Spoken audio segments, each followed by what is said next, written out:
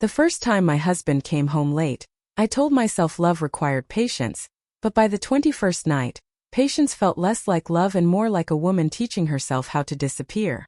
Claire Whitmore stood barefoot in the middle of her marble kitchen at 2:03 in the morning, staring at the glowing numbers on the oven clock while the soup she had reheated 3 times sat untouched on the stove. Outside, rain slid down the tall windows in thin silver lines, blurring the lights of the long driveway until the whole world looked like it was melting. The house was silent in that expensive way only a mansion could be silent, full of rooms no one used, full of furniture chosen by designers, full of photographs where she and Daniel smiled like people who still knew how to find each other in a crowd. She wore one of his old Columbia sweatshirts, the navy one he used to pull over her shoulders when they were first married, and still living in a small apartment above a coffee shop in Brooklyn. Back then, Daniel Whitmore was not yet the billionaire face of Whitmore Global. Back then, he came home with takeout noodles, rain in his hair, and a grin that made her forget the rent was late. Back then when he said, "I'm building this for us," she believed him. The front door opened softly. Too softly. Daniel stepped inside, tall and composed even at 2 in the morning. His charcoal suit wrinkled at the sleeves, his tie loosened, his dark blonde hair damp from the rain. He stopped when he saw her. For 1 second something like guilt crossed his face. Then it vanished behind the calm expression he used in boardrooms and interviews. "Claire," he said quietly, "you're still awake." She almost laughed, but the sound never made it out. Her eyes moved from his tired face to the faint mark near his collar, pale pink against the white fabric of his shirt. Could have been nothing. A stain from a napkin. A reflection. A careless brush against something at the office. But then she smelled it, soft and floral, not his cologne, not hers, not anything that belonged in their home. Daniel noticed her looking. His hand went to his collar, then dropped. That small motion hurt more than the mark itself. "Where were you?" Claire asked. Her voice was not loud. That surprised her. Inside, everything was shaking, but the words came out flat and careful. Daniel set his briefcase beside the console table. Work ran late. Work. The same word every night. Work when dinner went cold. Work when she sat alone at charity events with an empty chair beside her. Work when she called and his phone rang until voicemail. Work had become the third person in their marriage, the one he always chose, the one she was never allowed to question. His phone buzzed. Daniel glanced down, and the moment he saw the screen, he turned it over against his palm. Claire saw only a flash of a message before it disappeared. She can't know until Friday. Friday. Their wedding anniversary. The day she had circled on the kitchen calendar in blue ink weeks ago. Pretending hope was still a habit. Daniel slid the phone into his pocket. "You should get some sleep," he said, gentle now, almost tender, and somehow that made it worse. Claire looked at the untouched soup, at the 2 bowls she had placed across from each other, at the candle burned down to a small pool of wax. She wanted to ask him who she was. She wanted to ask why he smelled like another woman's perfume. She wanted to ask when exactly he had stopped coming home to her, and started merely entering the house where she lived. But a strange calm settled over her instead. Not peace. Decision. Daniel took a step toward her. "Claire, I can explain tomorrow." Tomorrow. Another promise pushed forward. Another door closed in her face. She nodded once, slowly, like a woman accepting a truth she had not yet spoken aloud. "Okay," she whispered. Daniel looked relieved, and that relief cut through her. He kissed her forehead, light and distracted, then walked upstairs without touching the soup, without asking why her hands were cold, without noticing that the woman he had just left in the kitchen was not the same one he had come home to. Claire waited until his footsteps disappeared above her. Then she moved. She blew out the candle. She took her car keys from the ceramic bowl by the door. She grabbed her beige trench coat, the one Daniel had bought her after their first big company gala, when he said she looked too kind for a world that loved sharp edges. Her reflection stared back from the dark window. White skin pale under the kitchen lights, blonde hair loose around her face, blue eyes dry but burning. For 21 nights, she had asked questions and received walls. Tonight she would stop asking. Tonight she would follow him. Claire did not leave the house that night. She made it as far as the garage door. Her fingers wrapped around the car keys so tightly the metal bit into her palm, and then she stopped. Through the rain-streaked glass, she could see Daniel's black Mercedes parked beside her white Range Rover, still warm from the road, water dripping from the tires onto the polished concrete floor. There was nowhere to follow him now. The secret had already come home, folded itself into his collar, hidden itself inside his phone, and walked upstairs to sleep beside her like nothing had changed. So Claire stood there in the blue-gray dark of the garage, breathing slowly, listening to the storm press against the roof, and realized the worst part was not suspicion. It was memory. She remembered Daniel at 28, sitting cross-legged on the floor of their tiny Brooklyn apartment because they could not afford a dining table yet, eating pizza from the box while he showed her sketches of his first business plan on a cheap yellow legal pad. He had been brilliant even then, intense and restless but never cold. He would look up from the numbers and reach for her hand like touching her reminded him why the numbers mattered. One day, he had told her, smiling through exhaustion, "I am going to give you a kitchen with windows bigger than the whole apartment." She had laughed and said, "I do not need bigger windows. I need you home for dinner." And he had promised, not casually, not like men promise when they want the conversation to end. He had placed his hand over his heart and promised like it was sacred. Now the kitchen was enormous. The windows stretched from floor to ceiling. And most nights, Claire ate alone beneath them while the man who built the house forgot the woman he built it for. By morning she had not slept. Daniel came downstairs at 6:30 wearing a fresh navy suit, his face shaved clean, his watch catching the pale light as if nothing in the world had cracked. Claire sat at the kitchen island with a cup of coffee gone cold between her hands. He slowed when he saw her. "You are up early." "I never went to bed." His jaw tightened, almost imperceptibly. "Claire." She waited for him to say something real. "I am sorry. I scared you. You deserve the truth." Anything. Instead he looked toward the hallway, where his driver was probably already waiting outside. "I have an important meeting this morning." There it was again. The life that always came first. She nodded, and he seemed to mistake her silence for surrender. He crossed the kitchen and touched her shoulder, gentle, careful, distant. "We will talk tonight." Claire looked down at his hand, the same hand that used to warm hers on cold walks through Prospect Park. The same hand that now carried secrets she was no longer allowed to see. "Will you be late?" she asked. Daniel paused. A second too long. "Probably." The word landed quietly, but it finished something inside her. He left 5 minutes later, the front door closing with its soft, expensive click. Claire remained still until the sound of his car faded down the driveway. Then she stood and walked through the house like a stranger taking inventory of someone else's life. The formal dining room, where 12 chairs waited for dinners they never hosted. The piano Daniel bought after hearing her say once that her mother used to play. The framed magazine cover in the study, Daniel Whitmore. The man rebuilding American tech, where his smile was confident and polished and nothing like the tired man who avoided her eyes at home. On his desk, beneath a stack of contracts, Claire saw the corner of a cream-colored receipt. She should not have touched it. She knew that. But trust had already become a locked room, and she was tired of standing outside it. She slid the paper free. White roses. 2 dozen. Paid in cash. Picked up every Friday for the last 3 weeks. Her throat tightened. Beside the receipt lay a small brass key, old and scratched, tied with a faded blue ribbon. It did not belong to their house. It did not belong to any office she knew. Claire held it in her palm and felt its cold shape settle against her skin like an answer. That afternoon she called Daniel once. He did not pick up. She called again at 7:10 in the evening, when the soup was still on the stove and the sky outside had turned the color of wet slate. Voicemail. At 9:48, a message finally came through. "Do not wait up." The words were ordinary. That was what made them cruel. Claire stared at them until they blurred, then walked upstairs and changed out of her soft sweater into jeans, flat boots and the beige trench coat. She tied her blonde hair back, wiped her face clean, and took the brass key with her, though she did not know why. At 10:15, Daniel's Mercedes rolled through the gate. He had not come home to stay. He had come home to change direction.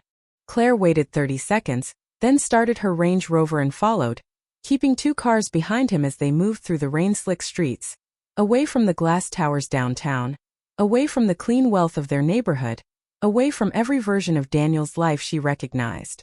Mile by mile, the city grew older, quieter, more familiar in a way that made her chest ache.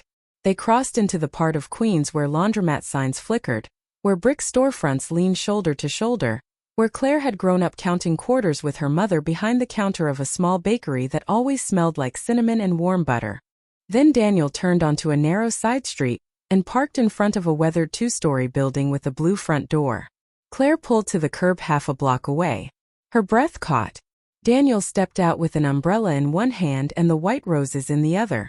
The blue door opened before he knocked. A blonde woman appeared, older than Claire, elegant but tired, her face soft with recognition. Daniel handed her the flowers.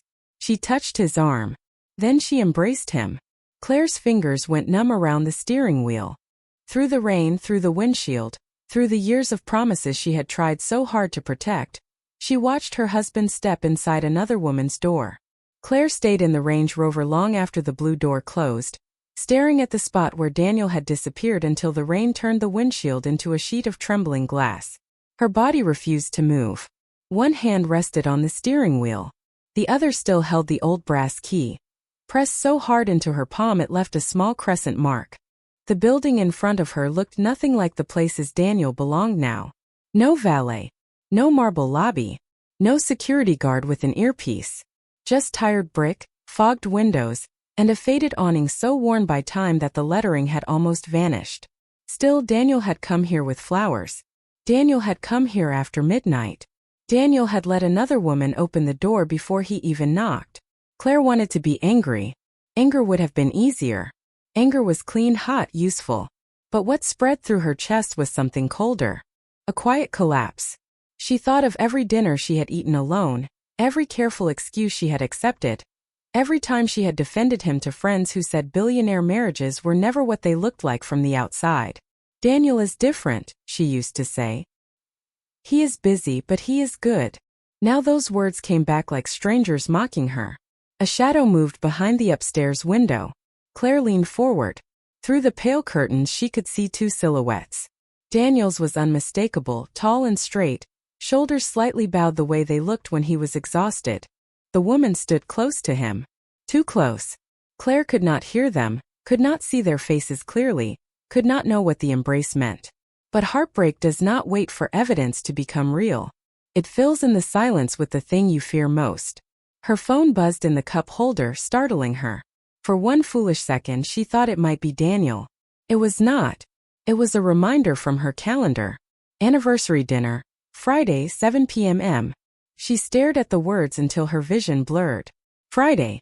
The day he said she could not know about. The day he bought white roses. The day he was planning something behind her back, while she was planning to save what was left of them. Claire opened the camera on her phone with shaking fingers. She did not know why. Proof, maybe. Or punishment. She zoomed in on the upstairs window just as the curtain shifted. Daniel's hand lifted, touching the woman's shoulder with a gentleness Claire recognized because it had once belonged to her. She took one photo. The click was silent, but it sounded enormous inside the car. Then she dropped the phone onto the passenger seat like it had burned her. She could not watch anymore. She started the engine too quickly, tires hissing over wet pavement as she pulled away from the curb. The streets blurred past her, red lights and storefront signs stretching across the glass in long broken lines. She drove without music, without calling anyone, without crying. Crying would have meant she had reached the bottom, and some part of her knew the bottom was still ahead. When she reached the mansion, the gate opened automatically, welcoming her back into a life that suddenly felt staged. She parked crookedly in the garage and walked inside with the brass key still in her coat pocket. The kitchen was exactly as she had left it. The soup, the bowls, the candle, the beautiful silence. Claire moved mechanically, clearing one bowl, then the other, washing spoons no one had used.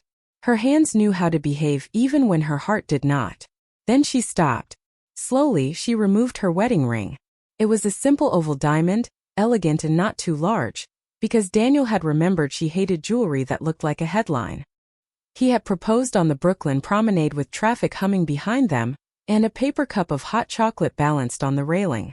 "I cannot promise you an easy life," he had said then, his voice nervous, young, real. "But I can promise you will never have to wonder where my heart is." Claire closed her eyes.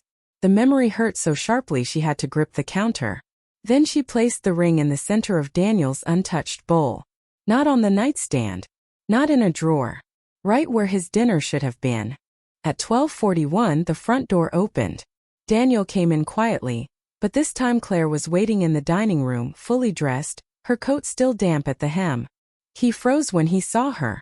His eyes flicked to the table, to the ring, then back to her face. For the first time in weeks he looked afraid. "Claire," he said. She held up her phone. The photo glowed between them, grainy and cruel. The blue door, the upstairs window, Daniel and the blonde woman caught in a moment he could not explain away with the word work. His face lost color. "You followed me." "Yes," she said. "Because you stopped coming home as my husband." Daniel took one step forward. "It is not what you think." The sentence was so predictable that it almost made her smile. Almost. "Then tell me what it is." He opened his mouth, closed it, looked away. And in that hesitation, Claire heard the answer she feared. "I cannot," he said quietly. Something inside her finally broke, not loudly, not dramatically, but completely. She nodded, picked up the ring from the bowl, and placed it on the table between them. "Then neither can I." Daniel's expression tightened. "Neither can you what?" Claire looked at the man she had loved before money had built walls around him, before silence became his second language, before she learned how lonely a wife could be inside a $12 million house. "I cannot keep pretending this is a marriage," she said. "And I cannot keep begging for truth from someone who only gives me locked doors." Daniel stood across from Claire as if the room had tilted beneath him. For weeks he had carried silence like protection, believing secrecy was a ribbon around something beautiful, not a wall built through the center of their marriage. Now the ribbon had tightened around his throat. Claire's ring lay on the dining table between them, catching the low chandelier light, small and bright and devastating. Daniel looked at it, then at her, and the polished confidence the world knew began to fall apart in pieces. "Please," he said, his voice rougher than she had heard it in years. "Do not do this tonight." Claire gave a quiet breath, almost a laugh, but there was no humor in it. "That is what you always ask for." "Not tonight. Tomorrow. After the meeting. After the call. After the next crisis." She stepped closer, her damp coat hanging open, her blonde hair still darkened by rain at the ends. "When exactly was I supposed to matter, Daniel?" He flinched. The question found him because it was not loud. Did not need to be. "You matter more than anything." "Then say her name." His eyes shut for half a second. "Claire." "Not mine." The silence that followed was unbearable. Somewhere in the house the heating system clicked on. Rain tapped softly against the windows. The mansion, with all its guarded gates and imported stone, suddenly felt no stronger than paper. Daniel took one careful step toward her. "The woman you saw is not what you think." "Then make me understand." "I cannot." "Not yet." Claire stared at him, and the last small thread of hope inside her thinned until it was almost invisible. "You keep saying that like it is noble." Daniel's phone rang before he could answer. He ignored it. It rang again. Then again. The name on the screen lit up against the dark wood of the table. Victor Hale. Claire recognized it. Chairman of Whitmore Global's board. The man who smiled too tightly at galas and always looked at her, as if she were a charming decoration Daniel had outgrown. Daniel grabbed the phone and turned away. "Not now, Victor." Claire should have walked out. Instead, she stood still because something in Daniel's voice changed. It was not guilt now. It was alarm. Victor's voice was faint but sharp enough to leak into the room. "You were seen at the property again. We agreed this ends before Friday." Daniel stiffened. "You do not get to decide that." Claire's eyes moved to him. "Property. Friday. Ends." Every word slid into the wrong place inside her mind. Daniel lowered his voice, but not enough. "I signed the settlement papers myself. Her name stays protected." That was the agreement. Settlement papers. Her name. Protected. Claire felt the room pull back from her. So there were papers. There was property. There was another woman whose name he was protecting while his wife stood 10 feet away begging for truth. Daniel listened for another moment, his jaw tight. Threaten me all you want. I am not letting the board bury this. He ended the call and turned around slowly, realizing too late that Claire had heard enough to misunderstand everything. Claire, listen to me. She shook her head. No. I heard you. You heard pieces. Pieces are all you ever give me. He reached for her hand, but she stepped back. That distance stopped him more effectively than a shout ever could. Her face had changed. The tears were gone. Pain remained, but it had hardened into decision. Are you preparing for a divorce? She asked. Daniel looked stunned. What? Settlement papers. Property. Her name. No. Then whose name are you protecting? His expression broke with frustration and something close to desperation. Yours. Claire froze, but only for a heartbeat. It sounded too convenient. Too late. You expect me to believe that? I expect you to trust me. The words were wrong the moment he said them. They landed between them like glass. Claire's voice dropped to a whisper. Trust is not something you can demand from behind a locked door. Daniel looked down. He knew she was right. That was the worst part. He had no defense strong enough to cover the simple truth that he had left her alone inside the very life he claimed to be building for her. Claire walked past him toward the foyer. Where are you going? He asked. Home. His brow creased. Claire, this is your home. She stopped at the foot of the staircase and turned. For a moment he saw the girl from Brooklyn again. The one who used to flour her hands in her mother's bakery. The one who chose him before anyone else believed he would become anything more than an exhausted dreamer with a notebook full of numbers. No, she said softly. This is your house. I just learned how to be quiet in it.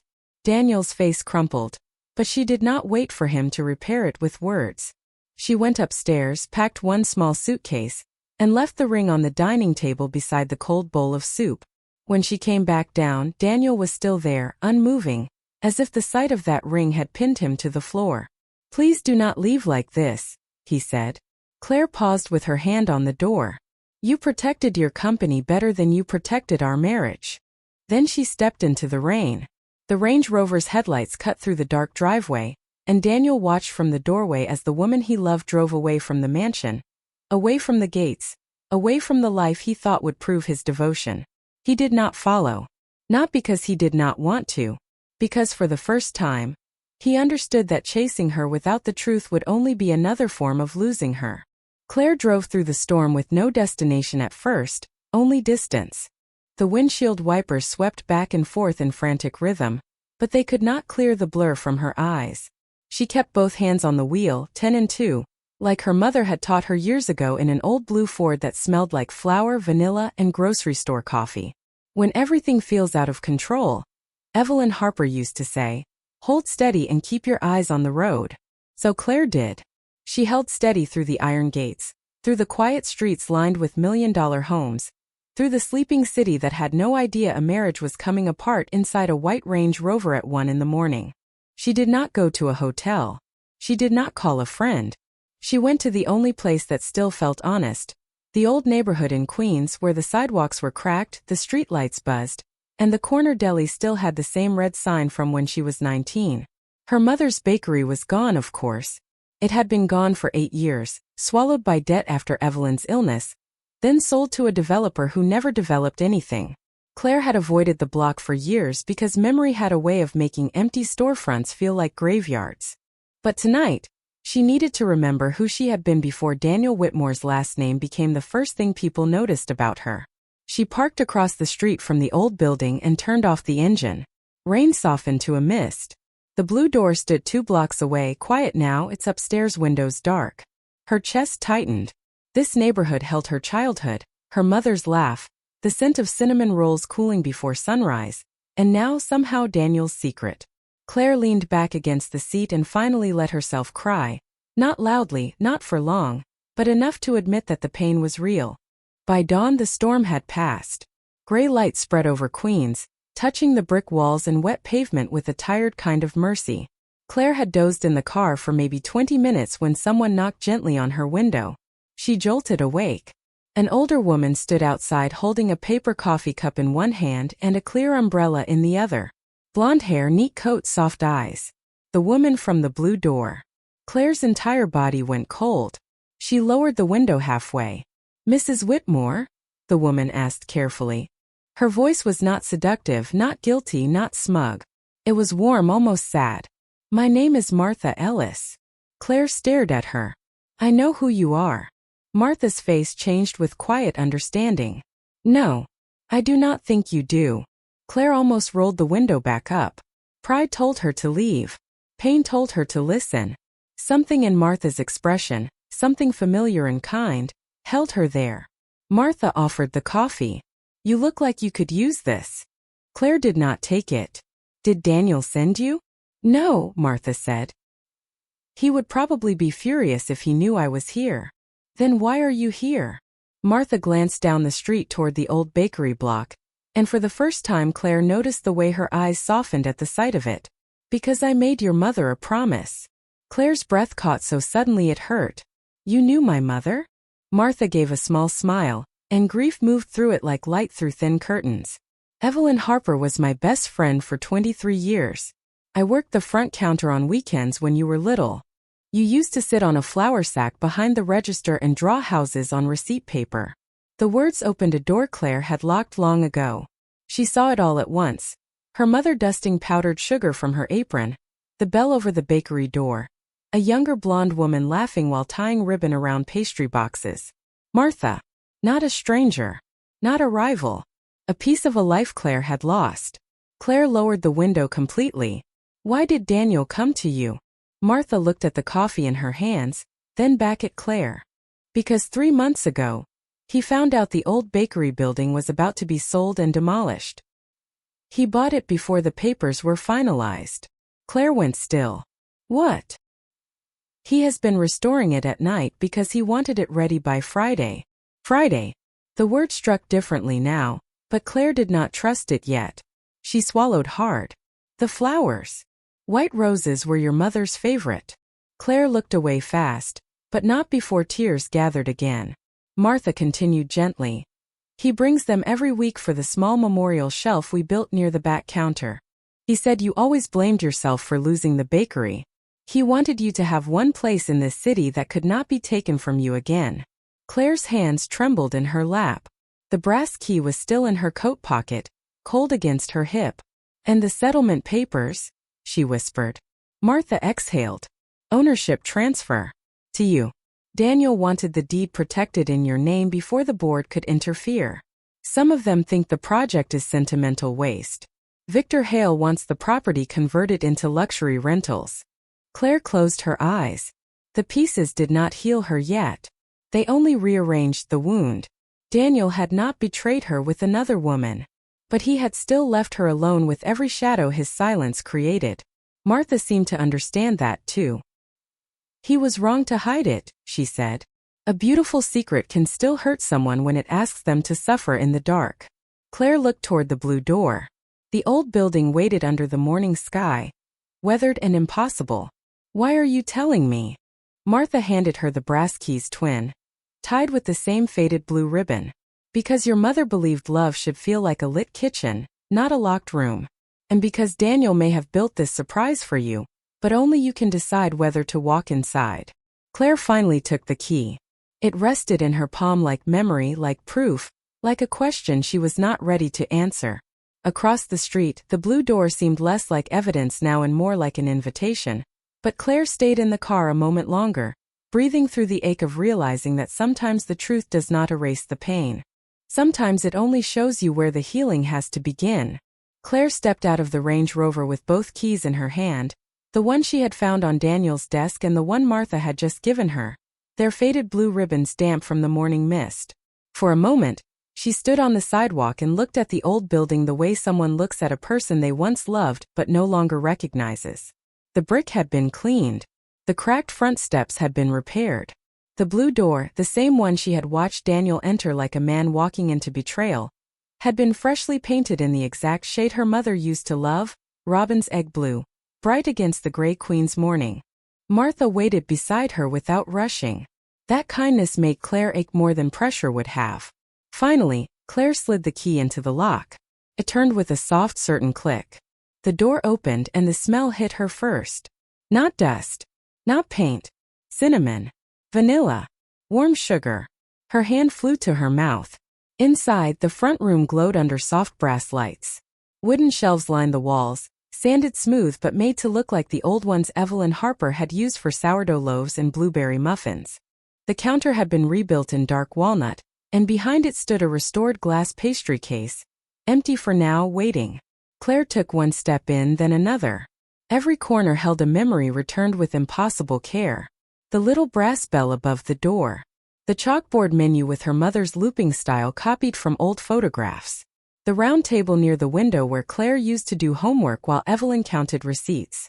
Even the black and white tile floor matched the one Claire had once scrubbed after closing, except now the cracked pieces had been replaced, the pattern whole again. How? Claire whispered. Martha closed the door gently behind them. Daniel asked me everything. What color the walls were. What songs your mother played before opening. Where she kept the extra sugar. He brought old photos. He tracked down the carpenter who built the original counter 30 years ago. He said if he could not bring Evelyn back, he could at least bring back the place where you felt closest to her. Claire swallowed, but the emotion rose anyway. She walked to the back wall and stopped. There, beneath a small shelf of white roses, hung a framed photograph of Evelyn Harper in her bakery apron, laughing at something outside the frame. Claire had not seen that picture since the bank took the building. Beneath it was a small engraved plaque. Evelyn's house, a bakery for second chances. The words blurred. Claire reached out but did not touch the frame. She was afraid if she did, the whole thing would vanish. Behind her, Martha said softly. He came every night after board meetings, sometimes in a suit. Sometimes he changed into work clothes and painted until after midnight. I told him he could hire people for all of it. He said he had spent too many years paying other people to do the things that mattered. Claire turned slowly. On a work table near the kitchen entrance lay a stack of papers, neatly clipped. Property transfer documents. Business license applications. A foundation proposal under her mother's name. And on top of them all, a handwritten note in Daniel's clean, slanted handwriting. Claire, I thought giving you the finished dream would prove I loved you. I forgot that love is not proved by hiding the process. It is proved by letting someone stand beside you, while your hands are still covered in dust. She read the note twice. The first time it broke her. The second time it made her angry again. Not the hot, blinding anger from the night before, but a steadier kind. The kind that knew love could be real and still not be enough if it asked you to suffer alone. Martha watched her face carefully. You do not have to forgive him today. Claire let out a shaky breath. Everyone keeps explaining what he meant, but no one had to live with what he made me feel. Martha nodded. That is fair. Claire looked toward the kitchen, where stainless steel ovens gleamed under new lights. On one counter sat a small bowl of flour with a wooden spoon resting beside it, as if her mother had only stepped into the next room. For years, Claire had believed losing this bakery was proof that good things could be taken no matter how tightly you held them. Daniel had tried to return it to her. But in doing so, he had nearly made her lose him too. A sound came from the doorway. Both women turned. Daniel stood just inside, soaked from the mist, his white shirt sleeves rolled to his elbows, a paint smudge still visible near his wrist. He did not look like the man on magazine covers. He looked tired, human, afraid. His eyes found Claire first, then the keys in her hand, then the tears she had not bothered to wipe away. I am sorry, he said. No defense. No explanation. Just the words bare and late. Claire held up the note. You understood this part on paper. Her voice trembled, but it did not break. Why could you not understand it with me? Daniel looked down, and when he answered, the boardroom polish was gone. Because I was arrogant enough to think a beautiful ending would excuse a lonely middle. The bakery was silent except for the hum of the refrigerators and the faint city noise beyond the glass. Claire wanted to run to him. She wanted to slap the note against his chest and make him feel every dinner, every unanswered call, every second she had spent imagining another woman in his life. Instead, she did neither. She stood in the middle of her mother's restored bakery, holding 2 keys and 1 broken trust, and said the first honest thing either of them had said in weeks. I love what you tried to give me, Daniel, But I hate what it cost us. His face folded with pain, and Daniel did not ask Claire to forgive him. That was the first thing that felt different. He did not step forward, did not reach for her hand, did not cover the wound with another promise polished smooth enough to sound like an answer. He stood near the blue door with rain on his shoulders and paint near his wrist, looking at the woman he loved inside the dream he had almost ruined by building it in secret. Martha quietly moved toward the back kitchen, giving them space without making it feel like abandonment. Claire heard the soft swing of the kitchen door. Then the bakery settled into a silence full of cinnamon, old memories, and things finally too heavy to hide. Daniel looked at the framed photograph of Evelyn Harper, then back at Claire. "Your mother used to scare me," he said softly. Claire blinked, caught off guard. "What?" "When we were dating. Every time I came into the bakery, she looked at me like she could see every foolish thought I had before I had it." Despite herself, Claire almost smiled. Almost. Daniel swallowed. "One afternoon before I proposed, she told me something. She said, 'Do not give my daughter a castle if you are going to make her lonely inside it.'" The words moved through Claire slowly, painfully, because they sounded exactly like her mother. Daniel's voice broke at the edges. "I thought I remembered that warning. I thought all of this was proof that I had listened. But last night, when you said my house was not your home, I heard her again. And I realized I had become the kind of man she was afraid of." Claire looked down at the keys in her palm. The blue ribbons rested against her skin like two thin strips of the past. "Why did you not just tell me?" she asked. "Because Victor found out." The name changed the air. Daniel stepped closer to the work table, not to her, and picked up the foundation proposal. "The board approved the purchase because I filed it under community redevelopment. Once Victor realized the deed was being transferred to you, and the building would not become high-end rentals, he tried to stop it. He said if the plan leaked before Friday, he would freeze the funding, challenge the transfer, and bury the foundation in litigation." Claire stared at him. "So you chose to protect the project instead of telling your wife the truth?" Daniel nodded once, and the honesty of it hurt more than an excuse would have. "Yes. And I was wrong. You let me think there was another woman." "I did. You came home smelling like roses and paint and someone else's perfume." Daniel's eyes closed briefly. "Martha wears gardenia. I never even thought about it." Claire let out a small bitter breath. "That is the problem. You never thought about what it looked like from where I was standing." He opened his eyes. "I know." The simple answer disarmed her more than a defense. She wanted him to argue so she could stay angry without complication. But he did not. He accepted every word like a man finally allowing the truth to leave bruises. Then his phone rang again. Both of them looked at it on the table. Victor Hale. Daniel did not answer. It rang until it stopped, then buzzed with a message. Daniel read it, and the remaining color left his face. "What is it?" Claire asked before she could stop herself. He hesitated, then turned the phone toward her. "Board meeting. 9 o'clock. Final vote to terminate Evelyn's house and convert the property. Your absence will be treated as consent." Claire looked from the message to the photograph of her mother. Suddenly this was no longer only about Daniel's mistake. It was about men in glass offices deciding that a woman's memories were less valuable than luxury apartments. It was about the old neighborhood being polished for profit until the people who built it could no longer afford to stand on its sidewalks. Daniel reached for his jacket. "I have to go." Claire's chest tightened. Some old instinct expected him to leave her behind again, to handle everything alone, to return later with another finished result and another apology. But then he stopped at the door and looked back. "Not without asking you."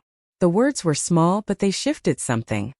He held out the folder not as a command, not as a gift, but as a choice. "This is your mother's name. Your building. Your decision. If you want me to fight it, I will. If you want to walk away and never see me again, I will still fight it for you. But I will not decide for you anymore." Claire looked at the folder, then at the bakery around her. The counter where Evelyn had once taught her to count change. The window where morning customers would line up. The empty pastry case waiting like a held breath. For weeks, Daniel had made choices in the dark. Now he was asking her to stand in the light with him, not as the billionaire's wife, not as a woman being rescued, but as the rightful owner of her own story. Claire wiped her face with the heel of her hand and took the folder. "I am not doing this for you," she said. Daniel nodded. "I know." She walked past him to the door, keys in one hand, documents in the other. Outside, the morning had brightened, and the wet street shone like it had been washed clean for something difficult and necessary. Martha appeared from the kitchen, holding a white bakery box tied with blue string. "Your mother never walked into a hard day empty-handed," she said, placing it in Claire's arms. Inside were 6 cinnamon rolls, warm enough to fog the lid. Claire looked at them, and this time the tears that came felt less like defeat. Daniel opened the blue door. Claire stepped through first. For once he followed. Whitmore Global's boardroom sat on the 52nd floor of a glass tower in Manhattan, high enough above the city that the streets looked quiet and harmless from the windows. Claire had been there before, always in a silk dress, always beside Daniel, always introduced with polite smiles as if she were part of his success story but never part of the decisions that shaped it. Today she walked in wearing jeans, flat boots, and a beige trench coat still damp at the hem, carrying a bakery box in one hand and a folder in the other. Conversation stopped. 12 executives looked up from the long black conference table. Victor Hale sat at the head like a man who believed the room belonged to him. Silver hair. Perfect suit. Smile without warmth. His eyes flicked over Claire, then toward Daniel. "This is a closed meeting." Daniel did not move ahead of her. He stood at her side. "Not anymore." Victor's smile tightened.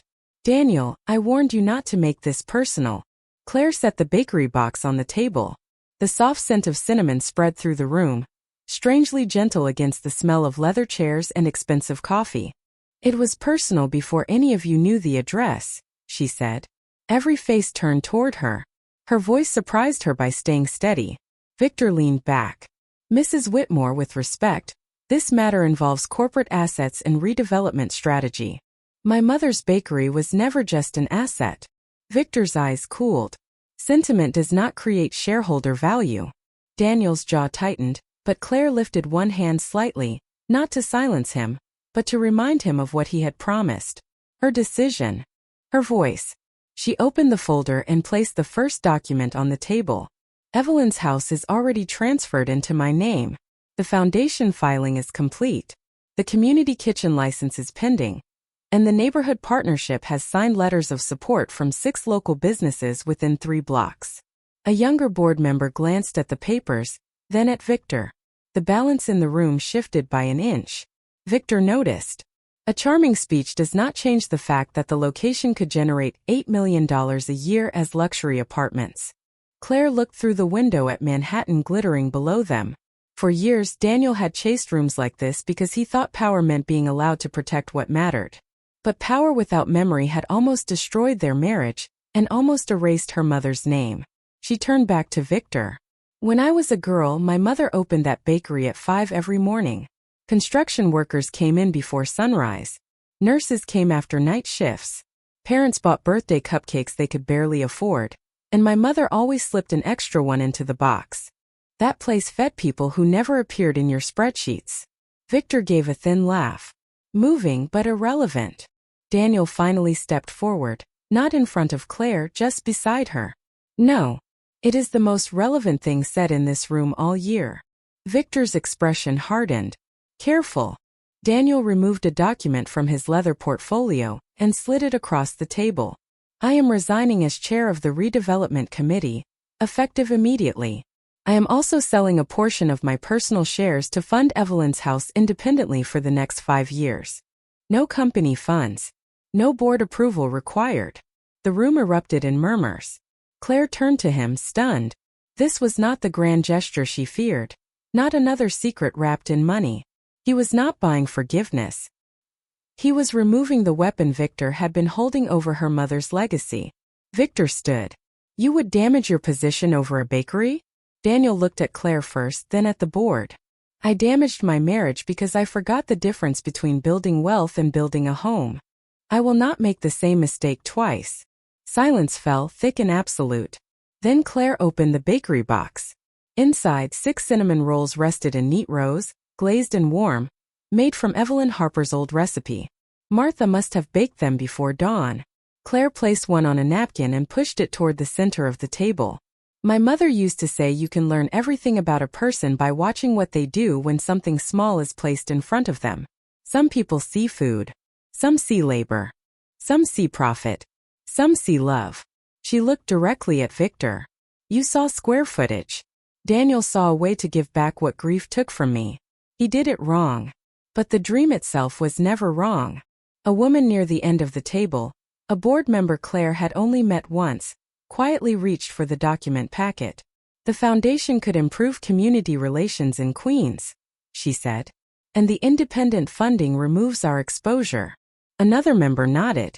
It is also better press than another luxury conversion. Victor's control began to slip, not dramatically but visibly, like a crack spreading under polished glass. He sat down slowly. This is emotional theater. Claire closed the folder. No. This is ownership. Daniel looked at her then with something deeper than pride. Respect. The kind he should have shown sooner. The vote did not take long after that. Without company funding involved, Victor had nothing left to terminate. Evelyn's house would open on Friday. As Claire and Daniel left the boardroom, no one stopped them. In the elevator they stood side by side watching the numbers fall. For a long moment neither spoke. Then Daniel said quietly, I should have let you stand beside me from the beginning. Claire looked at their reflections in the steel doors, close but not touching. Yes, she said. You should have. He nodded, accepting it. No excuse. No rush for comfort. That mattered more than he knew. When the elevator doors opened to the lobby, sunlight poured across the marble floor. Daniel waited for Claire to step out first. She did. And this time when he followed, he did not look like a man leading his wife through his world. He looked like a man learning how to walk beside her in hers. By Friday evening, the blue door of Evelyn's house stood open to the neighborhood for the first time in 8 years, and warm light spilled onto the Queen's sidewalk like something forgiven but not forgotten. Claire stood behind the walnut counter in a simple cream sweater, her blonde hair pinned back the way her mother used to wear it before sunrise, watching people step inside with cautious smiles that slowly turned into recognition. Old customers came first. A retired mail carrier who remembered buying apple turnovers every Thursday. A nurse from the hospital 2 avenues over who said Evelyn once gave her free coffee during double shifts. A father who brought his grown daughter and pointed to the window table where he had taught her to read while waiting for cinnamon rolls. Every memory entered like a guest, and Claire felt her mother everywhere. Not as a ghost, but as warmth returning to a room that had waited patiently to breathe again. Martha moved through the bakery with quiet efficiency, tying pastry boxes with blue string, laughing when the brass bell over the door kept ringing faster than they could refill the case. Daniel stayed near the back at first, not hiding, not performing, simply working. He carried trays from the kitchen, wiped tables, poured coffee, and answered no business calls. His phone remained face up on the counter beside Claire, screen visible, quiet by choice. It was a small thing. It was not small at all. Near 7 o'clock, Martha dimmed the front lights slightly, and the conversation softened. Daniel walked to the wall beside Evelyn's photograph and hung one more frame. Claire had not seen it before. It was the old picture of her at 22, standing in front of the original bakery in a faded blue apron, laughing at something beyond the camera. Beneath it, in Daniel's handwriting, was a line on thick white paper. The girl in this photo taught me that love is not possession. It is preservation. Claire stared at the words, feeling the ache rise again, gentler now, still real. Daniel came to stand beside her, leaving a careful space between them. I wrote that before everything fell apart, he said quietly. I understand it differently now. Claire did not answer right away. Outside, evening traffic moved past the windows. Inside, someone opened the door and the bell rang, bright and familiar. She looked at Daniel, really looked at him, and saw both men at once. The young dreamer who once ate pizza on an apartment floor and the powerful man who had forgotten that love needed presence more than protection. I am not healed because you fixed the building, she said. Daniel nodded. I know. And I am not coming back to a marriage where I have to guess my place. You will not have to. He reached into his jacket pocket, and for a second her heart tightened, fearing another grand gesture. But he only pulled out a folded paper. I made appointments with a marriage counselor. 3 options. You choose the one you want or none of them. I also cleared Wednesday nights. No meetings. No calls. Dinner. Even if it is takeout on paper plates. Claire looked down at the paper, then at the counter where her wedding ring rested in a small blue dish beside the register. She had brought it with her that morning but had not put it on. Not yet. Daniel followed her gaze but did not touch it. That restraint spoke louder than a speech. I love you, he said. But I understand now that loving you does not give me the right to decide what pain is worth it for you. Claire closed her eyes for a moment. When she opened them, she picked up the ring. The bakery seemed to go quiet around her, though no one had actually stopped talking. She slid it onto her finger slowly, not as a return to what they had been, but as a choice to begin again with rules written in truth. Daniel's breath caught, but he did not smile too soon. Claire took the brass key from the ribbon around her wrist and placed it between their hands. No more locked doors, she said. His fingers closed gently around the key with hers. No more beautiful secrets, he promised. Later, after the last customer left and the chairs were turned upside down on clean tables, Claire and Daniel stood at the blue door together. The street smelled of rain and sugar. Martha waved good night from the corner, carrying leftover rolls for the morning shelter. Claire turned the lock, then paused, looking back at the glowing bakery, at her mother's photograph, at the white roses beneath it, at the life that had been broken open and rebuilt with more honesty than perfection. Daniel waited beside her, not ahead, not behind. Claire smiled softly, tired but real. Tomorrow, she said, we open together. And when they stepped out into the Queen's night, the mansion, the money, the headlines all felt far away. What remained was simpler, harder, and worth more. 2 people holding the same key, walking home slowly, learning that love does not survive because it never cracks. It survives when both people finally stop hiding in separate rooms and choose, again and again, to turn on the light.